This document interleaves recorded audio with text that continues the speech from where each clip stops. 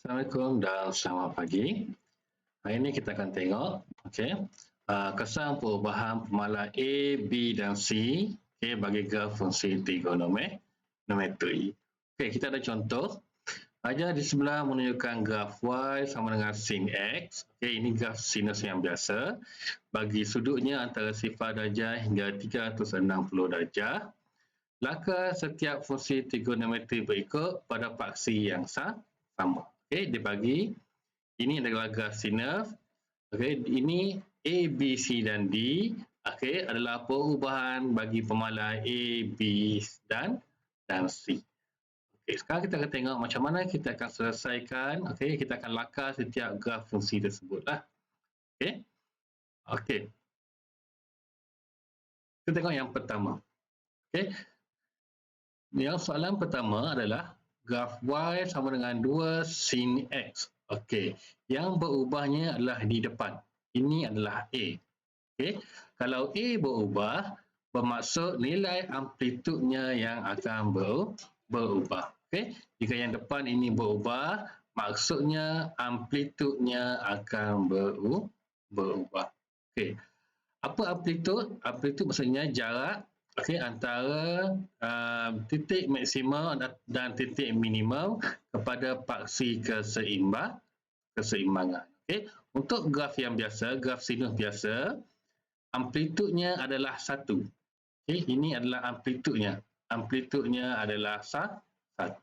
Daripada maksimum ke paksi keseimbangan, jaraknya 1. Sama juga daripada titik minimum ke paksi keseimbangan, nilainya pun jaraknya adalah 1. Kalau di sini 2, maksudnya amplitudnya adalah 2 kali ganda. Jadi daripada 1 asal, kita ada sifar 1 dan negatif 1. Sekarang kita ada nilai 2 dan negatif 2. Ini paksi Y dan ini adalah paksi X. Untuk nilai X, masih lagi 90 darjah, 180 darjah, 270 darjah dan 360 darjah. Itu tak berubah. Saya cuba tukar pen. Sekarang nak lukis masih lagi sama. Kita bermula daripada sifar. Kita bermula daripada sifar. Titik maksimumnya berada pada 90 darjah. Berada pada 90 darjah di sini.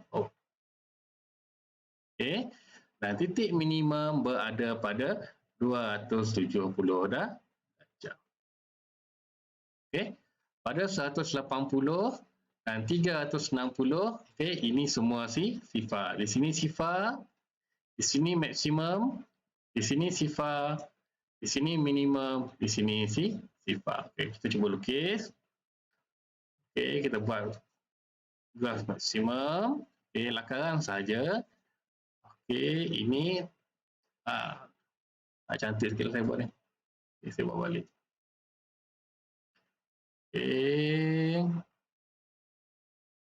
Ini sifar, ini minimum, dan ini sifar. Ini contoh lakaran lah. Saya punya ni tak berapa cantik lah. Saya lukis pakai pen gini ni. Di komputer. Kurang cantik lah. Ini adalah untuk Y sama dengan 2 sin X. Yang berubah adalah dia punya amplitude. Itu soalan A. Soalan B. Soalan B, yang berubahnya nilai B-nya. Nilai B. Kalau nilai B, dia mewakili tempoh. Tempoh maksudnya untuk melakukan satu kitaran tu, satu kitaran lengkap, dia perlukan berapa darjah lah. Berapa darjah. Untuk graf sinus yang biasa, untuk satu kitaran lengkap ini, satu kitaran lengkap, dia memerlukan 360 darjah. Satu kitaran lengkap, satu kitaran lengkap 360 darjah. Untuk soalan ini, sin 2x Jadi untuk cari tempoh yang baru, formula untuk sin dan juga untuk cos, kita akan ambil 360 darjah, kita bahagikan dengan nombor di sinilah, nilai B. Sekarang nilai B-nya 2, jadi kita dapat tempohnya adalah 180. Maksudnya, graf kita ini, dia akan semakin rapat. Okay. Satu kita lengkap cuma memerlukan 180 berbanding yang asal 360. Okay. Okay, sama juga ini Y, ini paksi X, sifar, ini 1 dan negatif 1. Okay, yang ini tak berubah. Okay, nilai A-nya kekal 1. Okay. Kalau tak tulis ni maksudnya dia rasa 1. Okay. 90 darjah sudut, 180 darjah, 270 darjah dan 360 darjah. Okey. Okay. Sekarang dia masih lagi bermula dengan sifar. Okay. Dia cuma satu kitaran lengkap akan jadi 180. Jadi daripada sifar, okay, tadi titik maksimumnya 90. Okay. Sekarang titik maksimum akan jadi separuh daripada itu, iaitu 45. Titik minimum pun separuh daripada itu. Okey. Ini adalah satu kitaran lengkap bagi 180 darjah berbanding 360 darjah untuk graf sinus yang biasa. Okey, kita sambung lagi.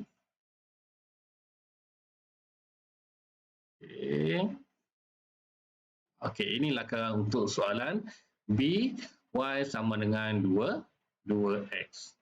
Okey. Selesai soalan B. Soalan C. Okey, soalan C, nilai A-nya tak berubah, 1, nilai B-nya pun 1.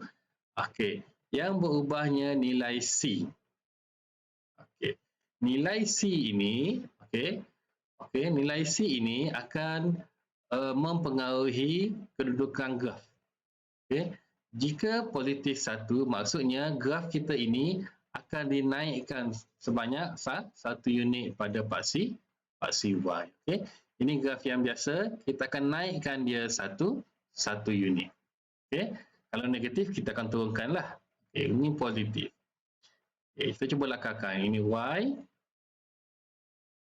Paksi Y. Okay. Ini 2.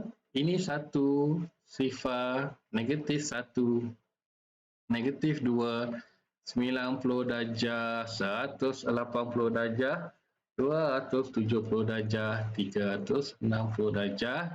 Ini untuk paksi X. Okey. Sekarang, graf masih sama. Okey. Kalau tadi dia bermula dengan sifar, okey. Apabila tambah 1, okey, maksudnya kita bermula di 1. Okey. Titik paksi keseimbangannya lagi, paksi keseimbangan dia bukan lagi di sifar. Okey. Dia paksi keseimbangannya berada di sini. Okey, pada nilai Y sama dengan 1. Itu paksi keseimbangan dia. Dia dah berubah. Jadi, masih lagi graf yang biasa daripada sifar. Okey, naik ke titik maksimum. Kalau maksimum di sini 1, dia sudah jadi 2. Turun. Lain baru keluar. Okey. Tak boleh padam dah. Kenapa ni? Okey, kita mula balik. Daripada sini pergi 90. Kemudian turun balik ke sini. Okey. Sampai sini 180 sifar. Okey, minimumnya negatif 1. Jadi kita naikkan 1, dia sampai di sini je. Okey, di sini dan naik balik ke sini. Okay. Ini kesan perubahan jika nilai C-nya ditambahkan dengan 1. Sin X 1. Okay. Ini graf Y sama dengan sin X sahaja. Ini tambah 1. Maksudnya graf ini akan dinaikkan 1. Okay. Kalau kita lukis di sini, grafnya akan jadi beginilah. Dia akan begini. Naik sebanyak satu unit, lebih kuranglah. Okey, itulah akaran sahaja. Okey. Seterusnya, soalan D. Itu soalan D, dia ada gabungan. Okey, gabungannya nilai A amplitud berubah dan tempohnya pun berubah. Amplitudnya 2, maksudnya okey, jarak maksimum dan minimum dengan paksi keseimbangan adalah 2. Okay, jadi kita tambahlah 2, 1, sifar, negatif 1 dan negatif 2. Okay, ini lagi sama, 90, 180, 270 dan 360. Okey, yang berubah amplitud. Okey, dan yang kedua nilai B. Ini adalah tempoh. Okey, tempoh sekarang, okey, daripada asal 360, okey, sekarang dia akan jadi 360 darjah bahagi dengan 2. Okey, satu putaran lengkap, satu kitaran lengkap adalah 180 darjah. Okey, jadi kita cuba lakar. Amplitudnya 2, okey, tempohnya 180. Maknanya dia makin besar, okey, dan dia makin rapat. Okey, naik sampai 2, turun sampai 90. Okey. Satu kitaran lengkap adalah 180 berbanding 360 yang asal. Sambung lagi. Okey, sambung lagi, boleh sambung. 270. Tak cantik dah. Okey. Kaki balik. Okey.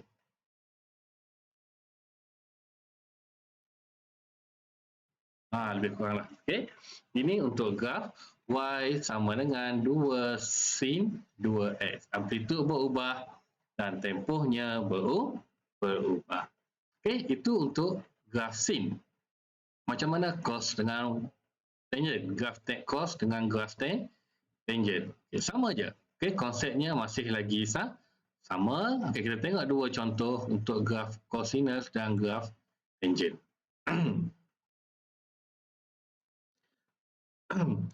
Okey, untuk graf cos. Okey, cosinus, graf cosinusnya bermula daripada 1, maksimumnya di sini 1 dan 1 dan negatif 1 nilai minimum. Okey, untuk soalan ini yang berubah nilai A, okey, masih lagi amplitudnya berubah. Okey, maksudnya daripada sini titik maksimum ke paksi keseimbangan nilainya adalah 2. Jadi kita ada C1, 2. Okey.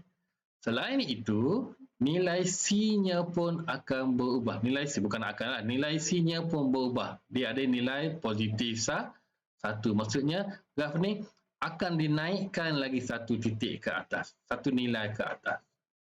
Okey. Jadi kita tambah 3. Ini negatif 1.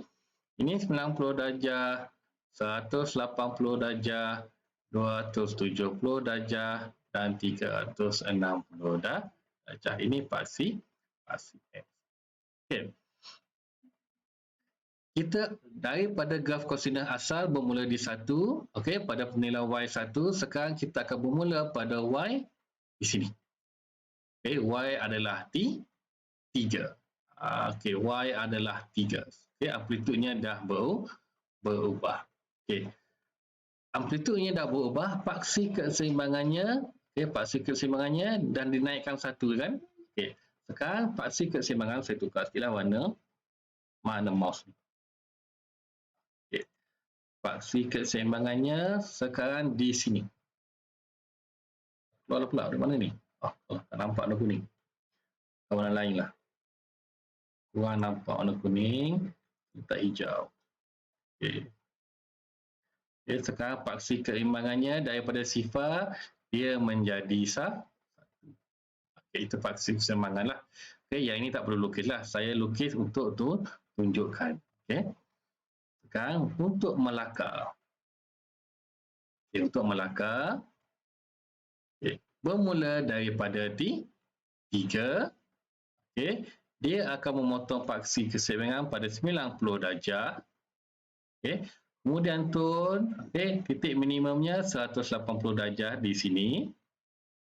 Okay. Kemudian akan naik balik sampailah 360 darjah. Okay. Kita cuba lukis. Daripada 3. Okay, daripada 3. Potong paksi keseimbangan pada 90 darjah. Sehingga minimum, okay, 180 darjah. Okay. Naik. Okay, potong paksi keseimbangan pada 270 darjah. Dan 30 ini. Okay. Pada 360 darjah, sekali lagi dia mencapai nilai maksimum. Okay, ini untuk graf 2 cos tambah 1. Okey. Sekarang untuk soalan yang terakhir, y sama dengan tangent 0.5x tolak dengan 1. Okey. Lepas. Okey. Sekarang nilai b-nya adalah 0.5. Okay. Untuk tangent nak cari tempoh, okay, untuk tangent sahaja, kita gunakan 180 darjah. Okay, untuk graf sinus dan kosinus kita gunakan 360 darjah. Okay. Tangent sahaja 180 sebab untuk buat satu kitaran lengkap, okay, dia cuma memerlukan 180 darjah. Okay, jadi 180 darjah bahagi dengan nilai B. Nilai B adalah 0.5. Kita dapat 360 darjah. Okay. Jadi sekarang maksudnya graf kita ini dia akan semakin jarang lah. Okay. Kalau tadi makin rapat, ini makin berjauhan. Okay. Jadi kita ada nilai sifar 90 darjah. Okay. 180 darjah. Okay. Jadi dia makin besar. 270 darjah. 360 darjah. Okay. Ini paksi X, ini paksi Y. Okay. Kemudian, kita ada negatif 1. Nilai C-nya adalah negatif 1. Maksudnya, graf kita ini, kita akan tolak dia ke bawah sebanyak 1 unit. Okay. Daripada kita bermula dengan sifar, sepatutnya sekarang dia akan bermula pada negatif 1. Kita akan mula di sini. Okay. Bukan lagi dengan sifar. Okay. Kita ada negatif 1, negatif 2, 1 dan 2. Okay. Okay, sekarang kita nak cuba. Okay, sekarang kita nak cuba melakar. Okay, untuk melakar graf tangent, okay, kita tolak satu ke bawah tadi kan, dia bermula daripada negatif 1. Okay, tengok perubahan dia. Okay, graf ini semakin jauh. Okay, ini rapat kan, sampai 90, dia tak sampai 90. Sekarang kita akan buat dia di sini. Okay, dia tak sampai 180. Saya dekatkan lagi lah. Okay, boleh. Oh, tak mengenai 90.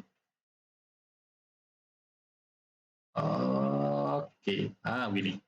Okey, dia tak menyentuh paksi 180 darjah. Lalu di sini dia tak menyentuh paksi 90. Kita jarakkan dia 2 kali ganda. Okey, 180 darjah. Okay, dan seterusnya. Okey, di sini. Okey. Kalau kita dapat sifarnya di sini, okey, satu kitaran lengkap 180 darjah. Sekarang kitaran lengkapnya akan berada pada paksi 360 darjah.